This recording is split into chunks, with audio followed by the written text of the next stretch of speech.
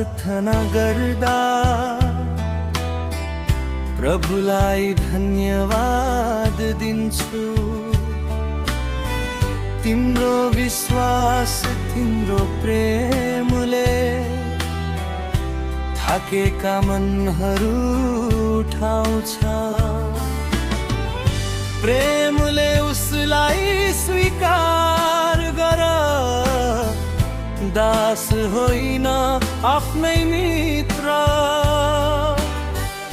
ख्रीष्ट भित्र प्रिय दाजु भाइ, सधैँभरि एउटै परिवार।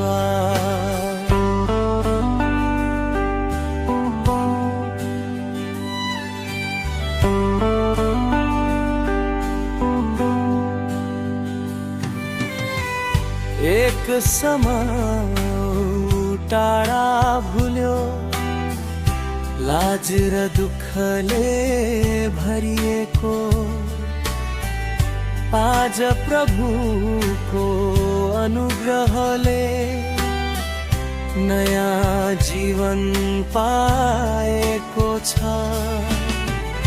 प्रेमले उसलाई स्वीकार गर, दास होइन आफ्नै मित्र।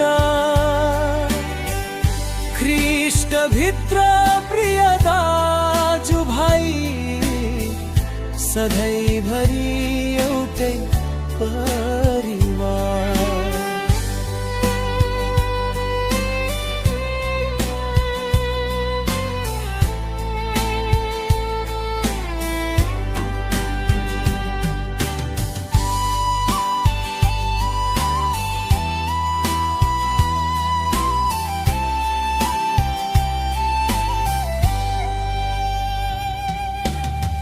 यदि कुनै दिन बाँकी छ भने मेरो खातामा लेखिदेऊ। प्रेमले क्षमा गर्न सिकाउँछ, अनुग्रहले स्वतन्त्र बनाउँछ। प्रेमले उसलाई स्वीकार गर, दास होइन आफ्नै मित्र। ख्रीष्ट भित्र प्रिय दाजु भाइ, सधैँभरि एउटै परिवार।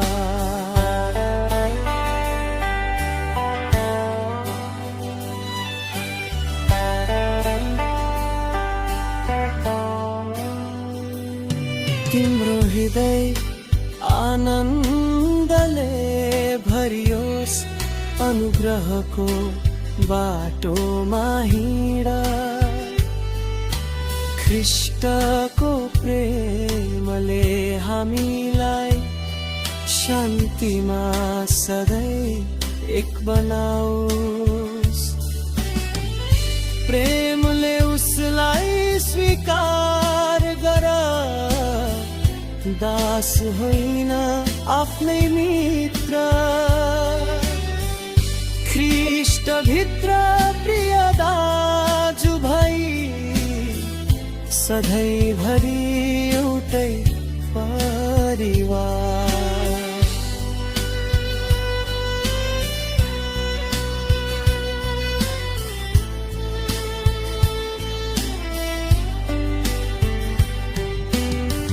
हरेक दिन उहाँको कृपामा विश्वासका साथ सेवा गरौँ। प्रभुको घरको एउटै परिवार, कहिले अलग नहोस्।